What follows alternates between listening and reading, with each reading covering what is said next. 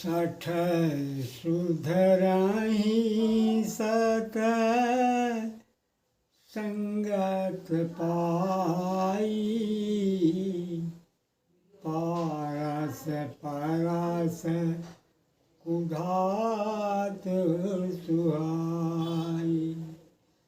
सठ सुधराही सत संगत पाई,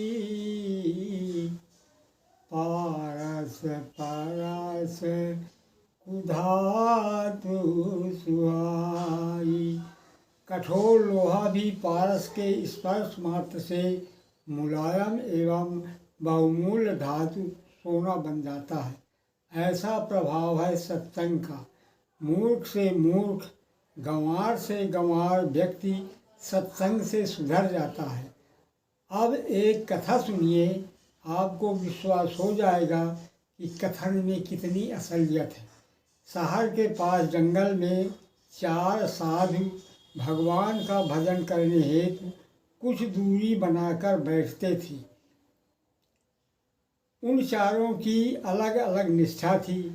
एक दिन महल में राजा ने अपने रानी से कहा, हमें अपने लड़के को अच्छा संत बनाना है, फिर वह चाहे राज्य करे या अच्छा संत बन जाए।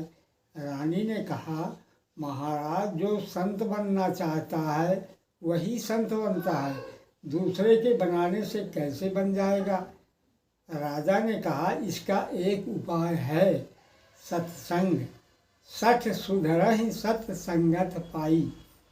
रानी ने पूछा, क्या कोई संत है जिसके पास लड़के को भेजें? राजा बोले, यहीं पास में ही जंगल में 4 संत रहते हैं, उन्हीं के पास लड़के को भेज देते हैं। राजा रानी में यह चर्चा हो रही थी। रात्रि का समय था। एक चोर चोरी करने के उद्देश्य से वहाँ आया हुआ था। वह उनकी बात सुन रहा था। चोर बोला, सोचा, चोरी करने में मैं फंस सकता हूँ, पर यदि साधु बन जाऊँ तो काम बन जाएगा, राजकुमार आएगा और मेरा चेला बन जाएगा।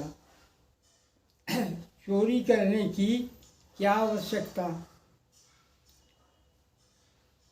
चोर गेरुआ वस्त्र पहना, मन में सोचा कि कोई पूछेगा तो क्या उपदेश दूंगा।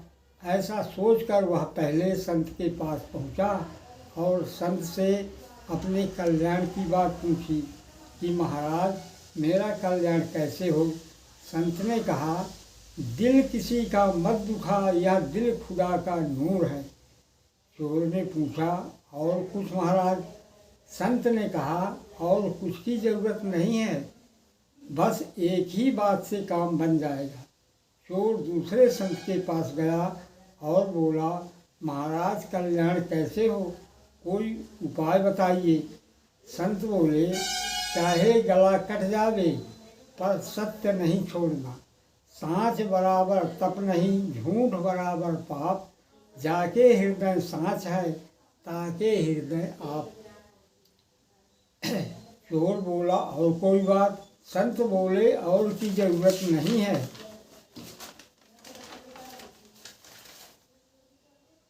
चोर आगे तीसरे संत के पास गया और बोला, महाराज, मेरा कल्याण कैसे हो। संत बोले, राम राम रटते रहो, धरे रहो मन धीर, कारज वही सुधारी हैं, कृपा सिंधु रघुवीर। चोर बोला, और कोई बात। संत बोले, और की जरूरत नहीं है। चोर अब चौथे संत के पास गया और बोला, महाराज, कल्याण मेरा कैसे हो। संत बोले, सर्वधर्मान परित्यज्य माम एकम शरणम व्रज। केवल भगवान के शरण हो जाओ, मन में अटल विश्वास कर लो, मैं तो केवल भगवान का हूँ और भगवान मेरे हैं। चोर सोचा, और कोई बात। संत बोले, और की जरूरत नहीं है। चोर 4 संतों से 4 बातें सीख ली और कुछ आगे जाकर संतों के पास बैठ गया। अब राजा आया। राजा चारों संतों के पास गया। चारों संतों ने अपनी अपनी बात कह दी। राजा आगे देखा कि यहाँ पांचवा संत भी बैठा है। राजा उसके पास भी गया और उससे अपने कल्याण की बात पूछी। वह साधु वेशधारी चोर ध्यान में बैठा रहा, कुछ नहीं बोला। राजा ने फिर प्रार्थना की तो वह बोला, किसी का दिल मत दुखाओ। राजा बोला, और कोई बात? चोर संत बोला, सदा सत्य बोलो। राजा बोले, और कोई बात? चोर संत बोला, भगवान के नाम का जप करो। राजा ने फिर पूछा, और कोई बात? चोर संत ने कहा, भगवान के शरण हो जाओ। राजा ने पूछा, और कोई बात? चोर संत बोला, जैसा संत कहें वैसा कर लो। राजा मन में विचार कर किया कि इन चार संतों ने तो एक एक बात बताई, पर पांचवा संत पांच बातें बताई। यह संत ऊंचे स्तर का है। रात्रि होने पर चोर फिर छिपकर राजा के दरवाजे के पास राजा रानी की बात सुनने लगा। रानी के पूछने पर राजा ने बताया कि मैं तो केवल चार संतों को ही जानता था, पर वहाँ तो पांच संत बैठे थे। मैं पहले संत के पास गया, उनका उपदेश था किसी का दिल मत दुखाओ। दूसरे संत के पास गया तो कहा कि सदा सत्य बोलो। तीसरे ने भगवान का नाम जप करने को कहा। चौथे ने कहा भगवान के शरण हो जाओ। परंतु पांचवें संत ने उन चार संतों की बातें तो बताई ही, साथ में पांचवी बात बताई कि संत की आज्ञा का पालन करो। राजा रानी ने तय किया कि पांचवा संत ठीक है, उसी के पास लड़के को भेजो। चोर मन में सोचा, मैंने तो नकली बात कही थी, उस पर राजा ने श्रद्धा कर ली। अगर सच्ची बात कहूँ तो कितनी मौज हो जाए। राजा के उच्च विचार के कारण चोर का हृदय बदल गया। वह सच्चा साधु हो गया और जंगल में चला गया। वह सोचने लगा कि चार बातों का, मैंने संतों के बताए हुए बातों का पालन करूँगा, पर पांचवी बात जो संत कहे उसका पालन करो। के पालन के लिए मुझे एक सच्चा संत मिले, ऐसा संत मिले जिसके आज्ञा का पालन मैं करूं। अच्छा और सच्चे संत को पाने के लिए उसकी लगन लग गई। जिस संत से मेरा मन खिंच जाए, मुझे विश्वास हो जाए, उसी को गुरु बनाऊंगा। इधर भगवान ने जब देखा कि इसकी लगन सच्चे संत को पाने में लग गई है, तो वे संत बन कर के आ गए। उनको देखते ही चोर संत का मन खिंच गया और वह बोला, हे महाराज, मैं आपके शरण हूँ, मुझे दीक्षा दीजिए। भगवान रूप में संत बोले, जैसा मैं कहूँगा वैसा करोगे क्या? वह बोला, जैसा आप कहेंगे वैसा ही मैं करूँगा। संत बने भगवान बोले, जो किसी का दिल नहीं दुखाता, जो सत्य बोलता है, जो भगवान नाम जप करता हो और जो भगवान के शरण हो गया हो, उनका सिर काट कर ले आओ।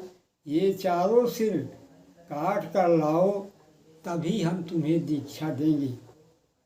चोर संत सोचा, ये चारों सिर तो एक ही जगह बैठे हैं, काम बहुत आसान है। वह तलवार लेकर भागता हुआ गया, पर मन में ख्याल आया कि मैंने तो किसी का दिल न दुखाने का संकल्प व्रत लिया है, पर दिल दुखाना तो दूर, मैं तो गला ही काटने चला हूँ। वह निश्चय किया कि मुझसे यह काम नहीं होगा। उसमें सद्बुद्धि पैदा हो गई। वह भागता आया तो संत बने भगवान ने पूछा, ले आए क्या? वह बोला, हाँ मैं ले आया। भगवान ने पूछा, कहाँ है वो? वह बोला, मेरे दिमाग में ये चारों बातें हैं। मैं किसी का दिल नहीं दुखाता, सदा सत्य बोलता हूँ, भगवान नाम जप करता हूँ और भगवान के शरण हूँ। ये चारों बातें मेरे में हैं, अतः मैं अपना ही सिर काट कर आपको दे रहा हूँ। भगवान बोले, बस अब सिर काटने की ज़रूरत नहीं है, मैं तुम्हें दीक्षा देता हूँ। भगवान ने उसे दीक्षा दी और वह अच्छा संत बन गया। यह किसका कमाल था? यह सत्संग का ही कमाल था। ग्रंथों में कहा गया है, बिन सत्संग विवेक न होई, बिन सत्संग विवेक न होई, राम कृपा बिन सुलभ न सोई, राम कृपा बिन सुलभ न सोई।